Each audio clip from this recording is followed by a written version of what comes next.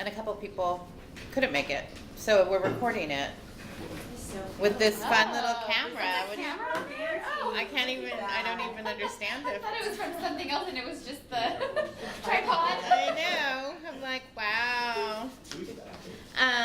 Yeah, all that's Because we have a lot of information today, and for the EDLD faculty, we talk about dissertations on and off in department meetings, but it's somewhat scattered throughout the year. I'm in the process of, I'm almost done reading dissertations, but I'm also, having just read dissertations, it seemed like a good time to do this. I think when the program was younger, we used to do this more often, and I think as we are going to definitely be expanding our group of chairs, because we just, for people who may not know, starting with the next class, dissertation chairs will get 3 units per student instead of 2 units. So then that means that I know, yay. But that means that we'll need to expand the group of chairs even more. And for people who aren't in the department, who have been regular chairs, or I know this is your first year being a chair, right, Kara? Yeah. So we definitely want to retain our external chairs who do a really good job, to retain them in the process. So I know Lindsay's now a seasoned chair, and Bettina just had her first one too, right? Yeah, my first 2 finished. Yeah. So, so anyway, so we're gonna work to do this on a more regular basis. But what I have for you is this handout, which is it a 2-page handout or 1 page? It's all 1 page. Okay. Is just a report from the 2016 dissertations. So the EDL faculty, I think we looked at this in February, but I thought it would be helpful now, as we are getting, you're starting to work with documents from your new dissertators. And so these are exactly what last year's dissertations looked like. And we pulled it together so that chairs would get an opportunity to see what a norm would look like, because I think that, and often I know that dissertation chairs sometimes have to make hard decisions or work with students in more strict ways, or more than the student might be comfortable with, and I think some of this data here can help in that. So just particular things that I wanted to point out on here is the size of Chapter 2. I think in my review of dissertations this year, and given what happened last year, if you look at the range of Chapter 2's, a 12-page Chapter 2 to a 52-page Chapter 2, which was huge, a 52-page. But for the purposes of a dissertation, I think a 12-page Chapter 2 is a little sparse. So, and so I think kind of monitoring that and really working to make sure that students are demonstrating their expertise on the topic, which is part of the purpose of Chapter 2, but also laying the land of where their study is going to fit. So I think hopefully your new dissertators, have they shared Chapter 2 with you, their draft? Yes? No? They should have. Okay. And the summer is a great time for them to expand on Chapter 2. So they only take 2 classes in this summer, and one of them is kind of a hybrid class, so there's fewer in-class there's less seat time. The other class focuses a lot on professional development activities in addition to the content. So they have more room in their heads, I think, to work on Chapter 2, and more room in terms of actual time, because they're working on Chapter 3, and that's a highly structured activity, which those faculty are going to talk a little bit about. Sample sizes continues to be an issue, and I think this is an area where chairs, you just have to put your foot down as early as possible. If students are running into difficulty with sample sizes, letting us know as early as possible so that we can help strategize for them, whether it's getting them in new networks to recruit participants. But I think we had some really good students this year who are normally, have shown themselves as really good students, having had a really hard time with sample sizes. And I think maybe if we had known collectively as a faculty earlier, we could have connected them in better networks, and they would have had a stronger study that they could do more with when they finish. And then we had some where I really believe that they thought just sending out a request once to participate in my study was enough, and and we know from doing our own research that that's not usually enough. So I think that reinforcing that that's not a one-time deal is really important. I saw some sample sizes this year where I was like, wow, what out of the population that you sent to, this is what you got. How many times did you send it out? What else did you do to help recruit that sample? The methodological rigor, we try to put some information here about the type of methods that are used and the type of analysis that they may have done. And so part of the role of 735 is to standardize some rigor across, and I'll talk a little more about that when we get to 735. But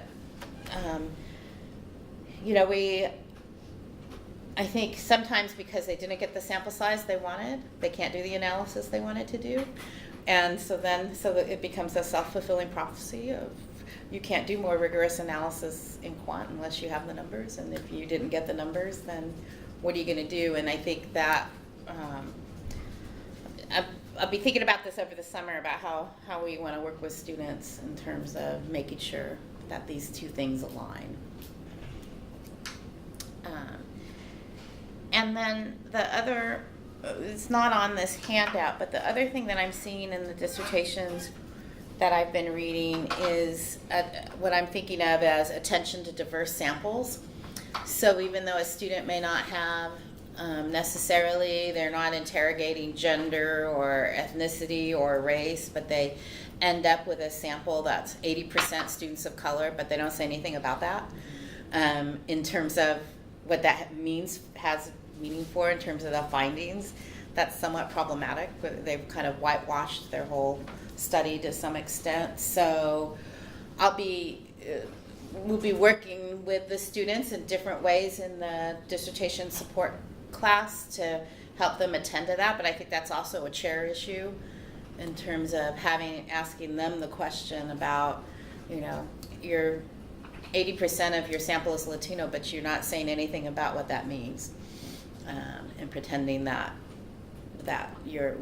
what you're looking at is not impacted by culture or SES or any of those other things.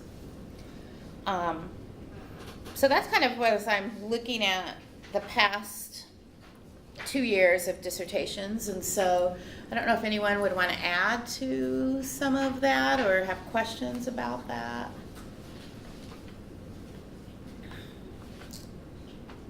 Nope. Okay. I also just want to talk at you, like you could definitely contribute. So where should you be now with them? You should be with Chapter 2. If you haven't seen Chapter 2, they possess one. Because because Jim and Dawn were the pro-sem instructors for cohort 9, and that was an assignment of the fall semester. So they've actually possessed it for a whole semester now. And so if you haven't seen it, you want to make sure that you're asking for it. What's that? I said they're possessed. They're possessed. Yeah. So, I have a question to that. So they've gotten feedback now from, on chapter 2, more feedback this semester? Not this semester, they would have gotten it in the fall. And Oh, so I then see. it was up to them to work with their chair on where it had to go from there, and you all worked on the structure and their stuff and stuff. Okay. I don't know how much they've done in the spring, but some of them have, some of them have. Okay. And then what they worked on this spring was chapter 1. So they're grading chapter 1s now. And so your students will soon have their feedback on chapter 1s. So everyone at this point has a draft of chapter 1 and chapter 2. And part of what we do in 735, which we'll talk about, is kind of assessing where those chapters are so they can make some progress over the summer. Which leads us to 735, which is the course where we work on design and the instruments and draft of chapter 3. And so I mentioned that the purpose of that class is to provide the guided instruction that we do for the other chapters, but it's also to set a level of expectation around the design and methodology so that it kind of meets dissertation expectations. And we have the faculty who teach that class are more methodologists so that they can make sure that at least students are proposing a good study. And so they'll at the end of the summer, they send to you and to the student feedback on chapter 3 so that you see how the instructors have been advising them. Some of what I've seen, and I have to think about how I'm going to do that, but this is my first year I won't be teaching 735, so I don't know I won't know those students when I meet them. Like who's cohort 9? I have no idea. But what I've seen this year a little more than in the past was the dissertation the study that ended up happening was far from the study that they proposed in the 735. So kind of getting a sense of what's happening from the 735 to the proposal, from the proposal to the final dissertation, I think is something that I want to keep track of this year and might devise a way that those 3 points can be better aligned with each other. So Dawn is the lead instructor on 735 this year, assisted in the qualitative students by Avery Olson, and then Misty, who I thought was going to be here today. She's with a dissertating student, so she was going to be up a little bit late. Oh, okay. Is it someone's having a crisis? One that already defended, so I think they were cleaning up some stuff. Okay, good. And Misty's going to be leading the quant group of students. And she's also the quant support person for ed leadership and the college for faculty and students, similar to Jonathan in the qualitative, which I think they're another wonderful resource that I was thinking about. Yeah. That you were thinking about? Well, in terms of your question about when the students leave 735 with sample sizes, I think this came up with quant.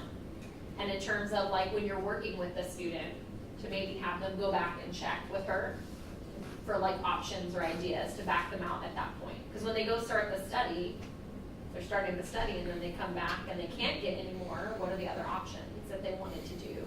Yeah, we just need to catch all of that earlier. I think by the time we knew of the problems this year, it was too late to do anything about them.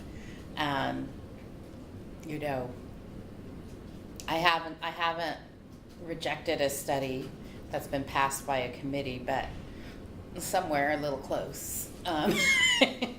And so I'd rather us take care of those early rather than late when the students can be helped by any assistance that we can give them. So I've been kind of toying with an idea of maybe having the committee fill out a basic form that we can then pass to the data analysis people, kind of like what study they approved. So I might be bringing that to the group in early fall as I sit and think about, is that helpful? Is it too intrusive? But I think it might help us, the multiple people who come in contact with students, it might help us keep track of ways to help them.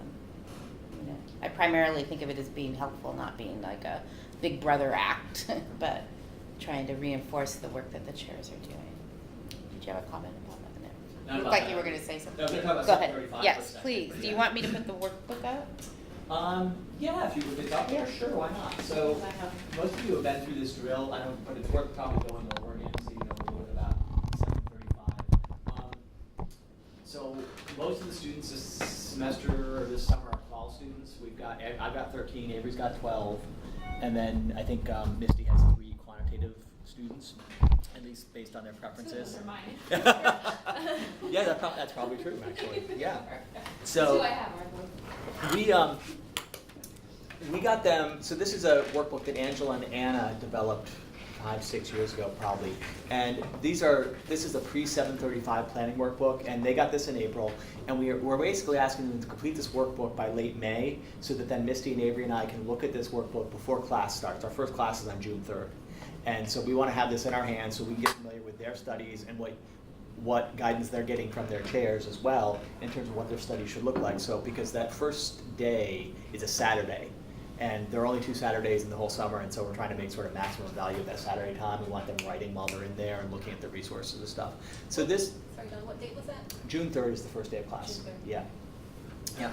So this basically just asks them, if you want to scroll a little bit, you can, I don't even know how much we have to look at it. You've got a copy, but we asked them to do self-assessments of Chapter 1 and Chapter 2, which isn't necessarily bad for you to ask to see as well.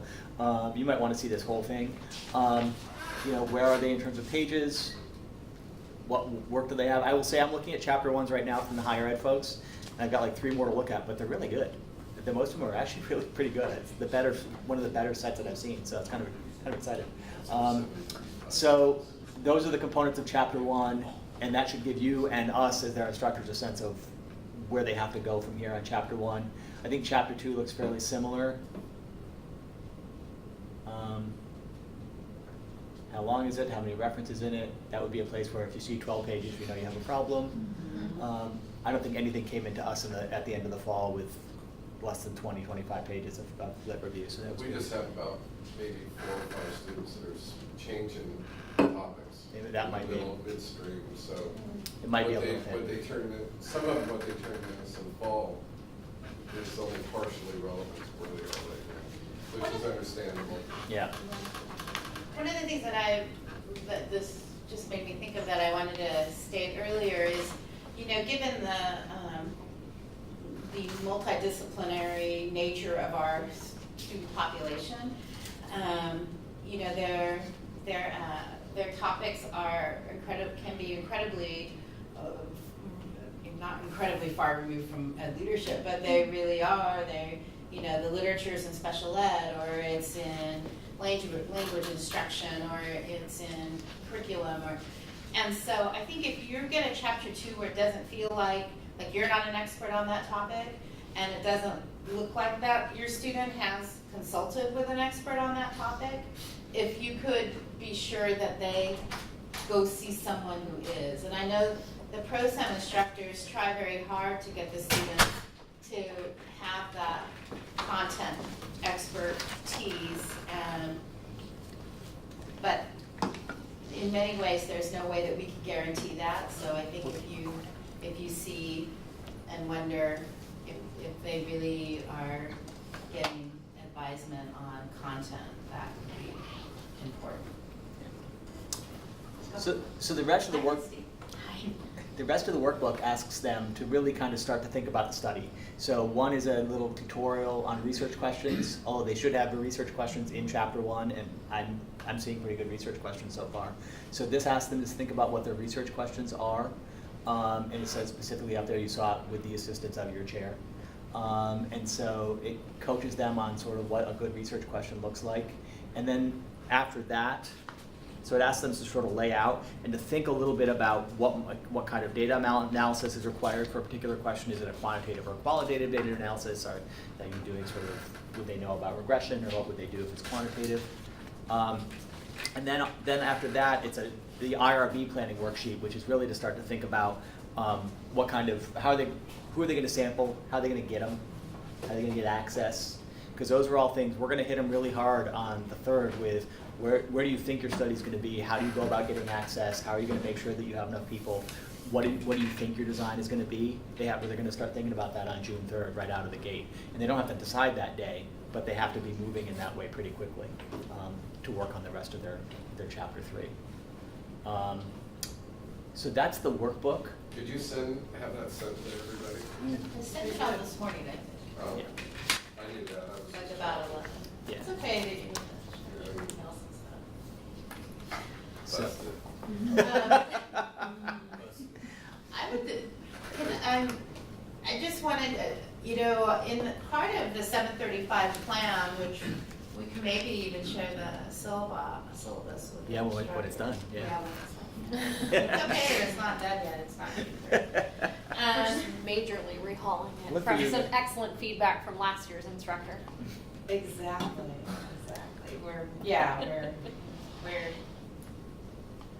We're trying to We're get making it more more applied for writing students. in products. So in previous years, they did a lot of worksheets that we could give feedback on, but I'm sure you know they did multiple checks. A student can write in 2 sentences, but then when they finally put that in a chapter 3, that chapter 3 can look very different. And so we're trying to use the worksheets. Last year, Anna and I had some feedback at the end. We're trying to shift 735 so that those aren't the actual products they turn in. They can use them to help write sections, but that we get sections of chapter 3 along the way to start giving more feedback about the development of that chapter and not just see it at the end. Hopefully that will help the chairs and the students. Can we keep going? Or, Oh, yeah, is there more? well, I was going to, just build. I don't know if you wanted me to do something else. Feeding effort. No, that's okay. I did want to pass out, so Avery was mentioning worksheets. Get back to Anna maybe. This is an example of the worksheets, and this is this is worksheet 8, which is a methods decision-making table. And this is something that a chair should be involved in. So this is a way for us to record, for us to learn what decisions you are making with your students and communicate back to us. So there are prompts here, and you can see there are blank spaces, right? But so these are not an exhaustive list of prompts, but these are things that your students should, because chairs, you're going to be meeting at least twice at some point this summer. You should be talking with your students about these things, crafting a sense of what's the doability of the study. What do you want? Weigh in on the design. What are you thinking about in terms of possible biases? What are your expectations of sample size? So this is a sort of a communication tool from you through them to us that we'll be looking forward to do. I think it's due at a couple points in the semester to us for that reason, or in the summer, so that we know, we hear. We're assuming they are checking this stuff with you, and then what is on here represents your wishes and your guidance. Because we are really, I think the thing that we keep coming back to is we're coaches. Like our job, I mean, it's up to you and the student to make the decisions, and then it's up to us to guide them to make the best, most rigorous, strongest study within that. But really, we're kind of in this middle ground of we're not deciding things for them, but we are going to push them on methodological rigor and having a really tight chapter 3 so that it's as ready as it can be by the end of July. But we're really just coaches, and so we're looking to you all for your guidance in terms of how you're working with your students.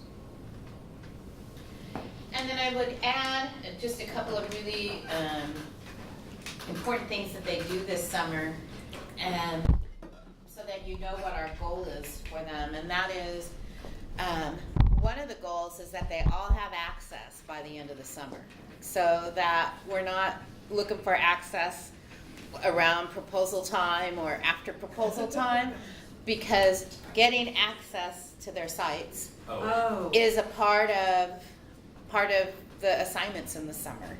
So getting permission letters, if they're using secondary data, putting the requests in or getting the data sets.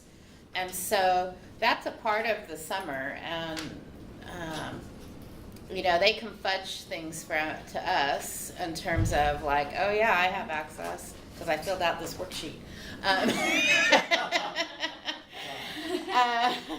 I work there. Why do we have to complicate things? I know, but we push on it because we know it takes a long time, and if access falls through on one place, then they need to find another site to do their work. So the other part is that we expect them to pilot all of their instruments this summer. So if they are using surveys or other scales that already exist, we expect them to pilot it on what they're, a representative of their population. For all the interview protocols, like if they're interviewing 3 different, like the principal, the teacher, and a student, they have 3 protocols and they've piloted all of them. So, but that's another place that they can just write down that they did it, and that they piloted. And even some of them, I don't know, their instruments change from the time they leave 7:35, and so that's another thing that we do within the class, and that's why one of those 2 meetings that you have with them over the summer really needs to be about their instruments, because you ultimately need to sign off on it, and I know that they may or may not talk with you about instruments that they're building in 735. So will the pilot be an assignment? mm-hmm. Oh, Yeah, and they're supposed to, and there's actually a section of chapter 3 where they say, they should have in there, here's what I changed based on the pilot. So around the it should pilot, be. and I changed it in this way. Bettina and then Leslie. So if we have K through 12 students, in terms of access to people that they can pilot with, right? So if they're doing their study and they're working with students, and they don't have access to their students after they've designed the instruments, because you're starting on June 3rd, right? And it's kind of a tight timeline. Any suggestions for how I should counsel my students in terms of like a reasonable pilot for them if they're piloting instruments with students? Well, I think most of them have used their networks. Sure. So if for instance, we don't have too many who actually conduct research on students who are under 18, but the ones who have gotten a 5th grader piloted on a 5th grader through a friend or through a colleague or something like that. Okay. As long as it's somebody who generally fits the range, Yes. even if it's not somebody who fits the criteria of the study, it's just to pilot it. Mm-hmm. Okay. Right, because even, they usually, when they've really done the pilot, it changes quite a It's bit. nice. Quite a bit. For better. Yeah, no, definitely. Leslie, did you have a? So some of the students, at least the last couple of years, I've seen chapter 3s that are getting very repetitive because of it seems like because of the headings that we have, and I'm not used to using the term instruments with qualitative data, but it says interviews and then it says instruments, and what goes in the interview and what goes in the instrument, and then procedures, and then IRE, and then it just, and so in a couple of cases I've made recommendations that they cut out some of this, and they said, no, I have to turn it in my class in the summer, they're expecting it like this, so I'm gonna wait until I turn it in, and then I'm gonna, so it seems like there's a lot of extra work that's going into it.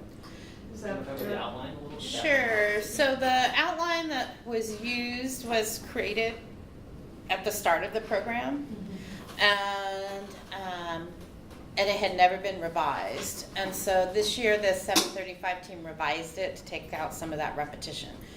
Now, there's still some generic headings, like instrument is still there, but if you'd rather the student call it interview protocol or whatever, you can, or if you want things out of order, but we pretty much have cleaned it up quite a bit. But ultimately, in what we tell them, even in some places in decision making in 735, is that ultimately your chair is your boss for this. And we all work, or they, because I'm not a part of them this year, but they all work one-on-one with students. In addition, I mean, not just with their small groups, but we meet one-on-one with them. And so if a student were to say, well, my chair really wants me to use this, then we wouldn't say, well, you're going to lose points then, you know. But we tried to clean up the redundancy because it was redundant, and mainly in the outline itself, it told students, like in parentheses, like you could do this or that, and then they would interpret it as either not or neither one, you know, whatever. but so we tried to clean that up. Okay. So we'll see if it works. I think the directions are better too. We're doing, I think Avery's working on doing mapping of the worksheets to the sections because the sections are cleaner, that'll be better. And the directions underneath the sections will be a little bit better, so they should be able to now distinguish between defending the process of interviewing and describing the interview process versus the instrument development process, Right. which is kind of new. And so I think the prompts are going to be a little bit better too, I hope. But again, we'll see. And then we're making sure for the rubric, Yeah. the edited outline was in that email today too, so if you guys check that out. I would love if a student was like, oh, we worked together, because then it told me they communicated with their chair. I did have one last year though, that was like, oh, no, I'm just not gonna do that, because me and my chair are gonna do it later. It was one of yours, Yeah. and I was like, no, I need to see you do it for this class, because they were basically like, I just don't wanna do it right now. Yeah. Which is different. So I think this summer too, if I don't know you that well, I might reach out and be like, did you guys have this agreement? Because I don't want to leave you all with no chapter 3 at the end because they like bamboozled me. But that's like 1 out of 12 students, you know. But that's an important point. Like if you're not getting something or you have questions, reach out to us. Yeah. I think we can send a list. We know we each have students. We could send a list of who's the instructor for each student. Could we send that out? Yeah. But so that Yeah. I think so that you know that if you got a dissertation Right. student there with one of the 3 of us, if you think something's wonky or they're not communicating well with you, because in hindsight, actually, I think we both got played. Oh yeah. And so, you know what I mean? Like they're kind of working both sides of it. And so, you know, had I thought about it, I would have said, hey, what's going on? But, Yeah. And then they were like, oh, I'll just do that with Hamilton later. And I was like, no, let's still do it for this class. Because it didn't sound like him. So, and then, but you're like, sure, just don't do that at all. Yeah, whatever. Yeah, that's me. You know, it didn't sound like it at all. So, but yeah, so I may reach out to you guys a little bit to make sure we're doing it right. Yeah, that's a great idea to share the list of who your students are with. And, Because yeah, let's say you all want something sometimes a little bit different. It's your student, you gotta get through, so we're on board. I think those are the major parts of 735. So. Yeah. Okay. And then just so you know, in that class, they work one-on-one with them. They work in small groups. They work in a large group. Paul Ratana-Sirpon comes in and starts the IRB process and work with them. And the students also have lots of methodological books to use to write chapter 3. So there's writing lab time for them as well. So they really have a lot of time to finish this in the summer and finish it in a very guided way. So. And the big assignments are a full chapter 3 and a full IRB application. That's what is in our hands at July 31st or whatever that date is. Okay. So like they should have a full ready to go IRB packet, like everything you would need, consent forms and everything else. So they should have a full draft of everything. So the next item are resources, and most of you know these, but I wanted to bring them to your attention anyway. That we have writing resources. There's writing coaches that we'll work with over the summer. For the people who aren't in EDLD, we're going to do some writing triage, or this year, or kind of filtered access to the writing coaches. So if you have someone who needs help with Chapter 2, let me know, and then we'll direct the student to the writing coach. So I know Leslie already sent me an email about, and so I'll work with that. And so that's kind of how we're going to get writing support for the Chapter 2s, is by sending me an email from you. They can also access on their own, but if they do ask for someone to work with Chapter 2, which I'd be surprised if they do. That's why I think it's helpful if you think they need help on Chapter 2 to send me the email, because they really don't want to work on Chapter 2 over the summer. So, but we also, depending on what state they're in, like, we look at the timeline under number 7. We really want everyone to have a September proposal defense. You need to do some work on Chapter 2 if you haven't done the work already over this summer. Misty and Jonathan are the data analysis consultants, so they don't usually need them at this period of time, but they can start working with students after the defense, or if they're developing their own surveys, they'll work with Misty during the summer, but it might even be good after the proposal defense to send them back to Misty to take care of revisions if they're writing their own survey. Absolutely. Anything else That about will make that? a big difference at the analysis stage. And Misty's whole, her expertise is on survey and item development, so she's a great resource for our students who want to write their own surveys. And faculty. And for us, staff. yeah. And faculty and staff. Please utilize her. And Jonathan, he's great too. I like praising us.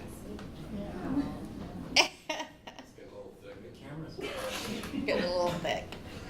Do you want the camera on you, Jonathan? Are you jealous?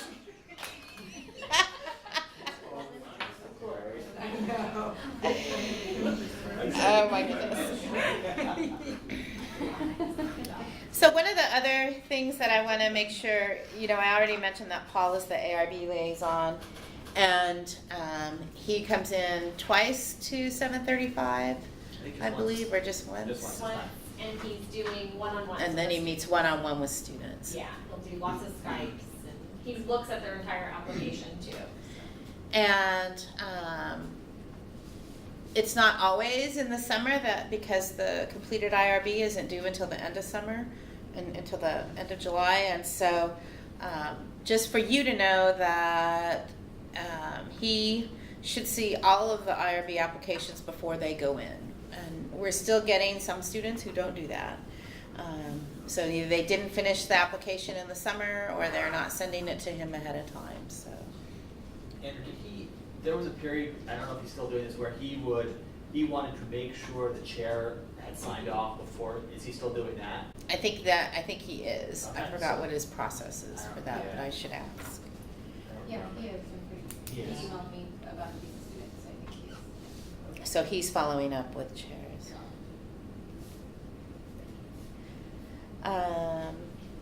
You've all been chairs, so you know that there's dissertation group meetings, the small group meetings and the large group meetings. I'm moving the large group meetings to Saturday this year, just so you know. I think it's easier for them in terms of getting to campus, and then hoping that they stay on campus and write once they're here. So I think, what are we scheduling for, 10 to 12 in the morning on the first Saturday of the month? So, or is it, it's the first class Saturday of the month. Right. Yeah. So, so that should be helpful. And then one of the things I wasn't sure that everybody knew about, because I always get asked questions, but students and faculty all have access to a dissertation beach board site. So we want to make sure that all the chairs are on here, Kim, to make sure. That's my Okay. to-do list. But Kim tries to keep this updated and went through a pretty heavy overhaul about a year ago with it, or updating it. Yeah. It's like, But But she tries to make sure that all the forms are up to date, and there's a recorded training with more information than we have today up here, and then forms that students would need.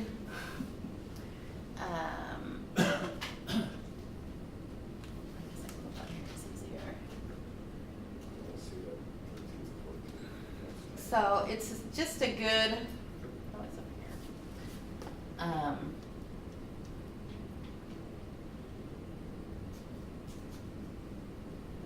here. It's a good resource. I think all the dissertation chairs are on the student site as well, right?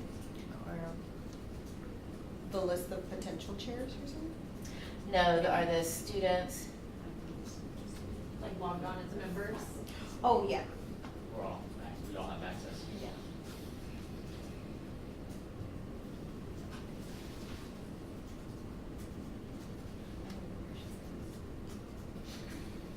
You're in the EDD program faculty. I know. Okay. Just realized that.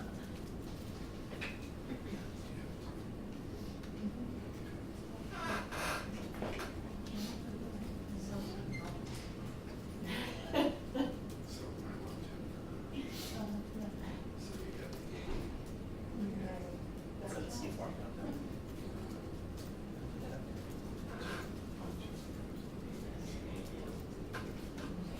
You take the legacy out of it.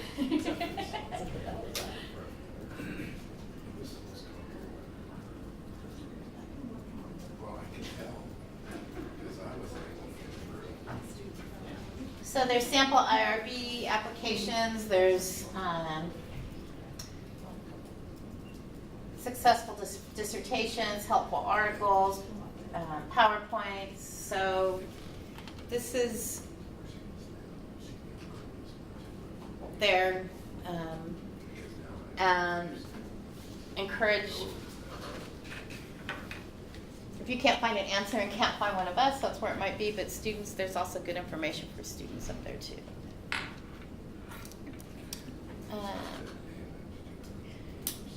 So on the sixth one, I just, it kind of, we've talked a little bit about this, the chair is the supervisor of the study.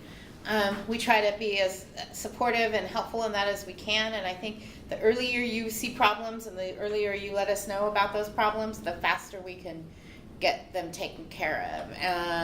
And that is, true for working with Misty and Jonathan, but also with Paul. Sometimes students don't let us know that they're stuck in IRB until a long time has gone past, but Paul is he's on the review board in addition to being our liaison, so if we know about things early, he can go and troubleshoot and get things taken care of for us, which is the reason why we have the same person on the board as the liaison. And I think that oftentimes there are just things that we can do that students and chairs maybe haven't thought about, whether in getting problems solved. I also see the chair as the controller of the quality, and I think kind of overlaps to the next one, that I know that all the chairs are in constant tension because I am in this as well. I chair dissertations of trying to get the student done and help to avoid them paying $6,000 more or $12,000 more or $18,000 more in terms of trying to get finished. So the tension between doing that and having a document and a study that you're proud to have your name on the cover. And so I I think when you think you're running into quality issues, whether that has to do with sample size or the size of chapter 2 or the students not making progress, that the sooner you come to Kim or I and talk about what the problem is, the better it is for our ability to get it taken care of in a time where students can avoid paying extra fees. So whatever it is, if you need me to be the heavy, I could do that too. So.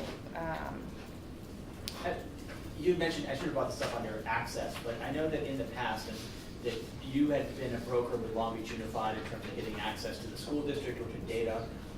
You know, what is that? And I know IRB, like for LA Unified, if you're in a K-12 world, they only look at IRB at certain times. That's the case for Harrison. But what about, are you still doing that role with Long Beach Unified in terms of access to data? So, okay. Not too many people. People are finding other ways to access data in Long Beach Unified, and I think some of that's through the sites themselves, which is okay. But yeah, if people, definitely they're still supposed to go through me. Okay, you can be that broker. Okay, thank you. But there haven't been very many recently.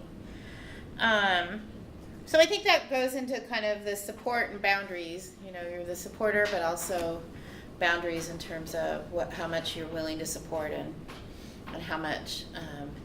I think that during the dissertation year, you know, Kim is here to do student services, you know, support in terms of do we need to get, usually if someone has had a DSS issue that we don't find out about it until they're dissertating and trying to write, and then we have to make a referral and get them the support they need through DSS to accommodate a learning disability. So anytime those come up, it takes more time, and so the earlier we see that, we're going to try to normalize identifying students with learning disabilities early in the cohort, like starting now with the new cohort. That's like in a syllabus somewhere, another, that they would self-identify to you guys before us, because we can't ask them, like we're legally not supposed to ask a student if they have a disability, so. What we're trying to do is well, we can tell them we see these behaviors, or we see that you have these problems. People who also have these problems sometimes might get help from DSS, and then we can help make rather than assessing them as you seem to be dyslexic or you seem to have this. But this year we're bringing DSS into orientation to kind of normalize, like you may have been, and some of our students are too old to have even, I mean, they didn't normally diagnose learning disabilities in college when they were in college. Right. And then some of them may have been diagnosed as an undergraduate and then think that, well, I made it through my master's, so we're going to try to normalize it a little bit so that I think the other thing that would help or could maybe help you, because I know sometimes the chair will send the student to talk to me, and then the student and I just have a conversation about what's happening, and I can say, well, I've talked to your chair, these seem to be some of the hiccups or behaviors that's happening, what's going on, and I think it's just a conversation that they and I have, and I can bring up the resource to them, and so if you're okay with doing that, it's fine to send them my way, because I'm there to provide that to them. And then we also, you seem to annually have a good number of people who need a CAPS recommendation, of course, during the final year, and so we can help make that contact. We're going to try to work with CAPS over the summer to see if we can get some dedicated CAPS presence in the program. We just tried to refer some of these lists as a 2-month wait. Yeah. A 2-month wait. Yeah. We're So, thinking anyways, about. We're thinking about. I have a list of resources also, because that's something else that for outside of the campus that they can use. So there's other things help them with or provide them with, because it is a very long time. And unless it's like super Urgent, urgent, yeah. And they're not. Yeah. Yeah, we're gonna play with perhaps using additional employment to bring in additional CAP support, so it wouldn't be on there. I mean, we'd have to pay for it, but that's not, that would be a great resource, I think, given the wait time over Well, there. also, I was, some students were saying, just like, because we're so far over here, like, if something happens, like, while you're on campus and our classes are in the evening, we have nothing, like, except for Campus police, Campus yes. police, which, you know, depending on what the situation is, sometimes It's not very- someone it's just not needs to appropriate. cry, or, you know, like, Yeah. or whatever, I mean, so, it's just hard, yeah, so that would be amazing So. if there was a way we could have some more. We're gonna see if we can do that. But, you know, therapists are really good at drawing boundaries, which is really difficult for us. Yeah. But, exactly. or we could have Paul do double time. Like, Oh my now God, you're the yeah. IRB liaison, and now you're a therapist. That would be so good too. I'm not sure if you get ready tonight. Paul is also very good at setting boundaries though, so I'm kind of doubtful Yeah, that would happen. See, that's why those therapists are really good at setting boundaries. So anyway,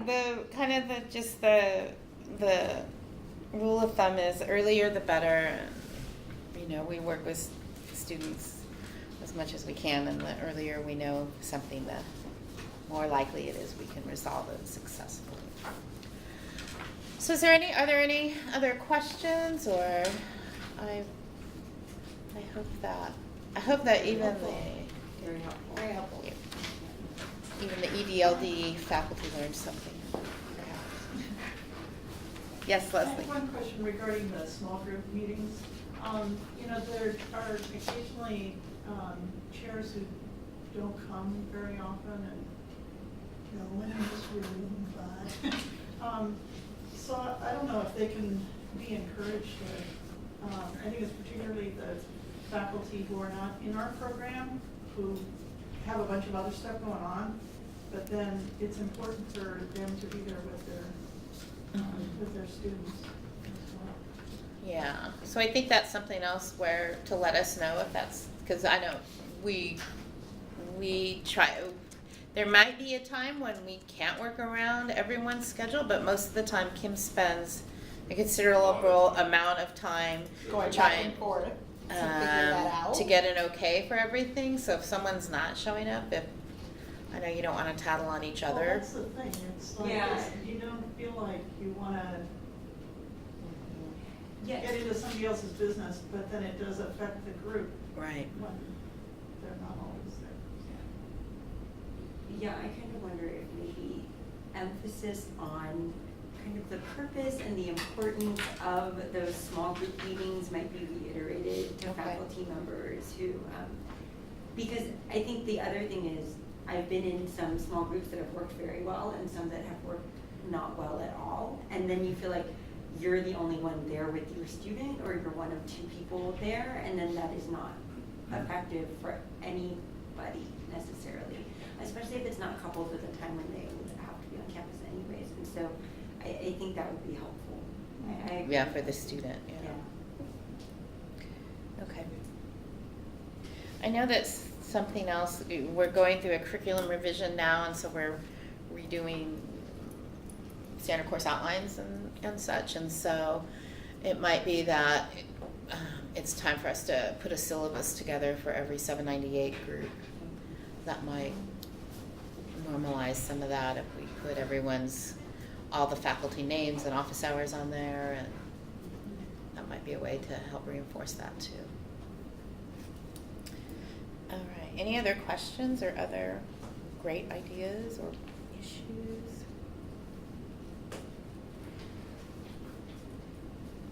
All right. Well, thank you. Thanks, Heather. Yeah.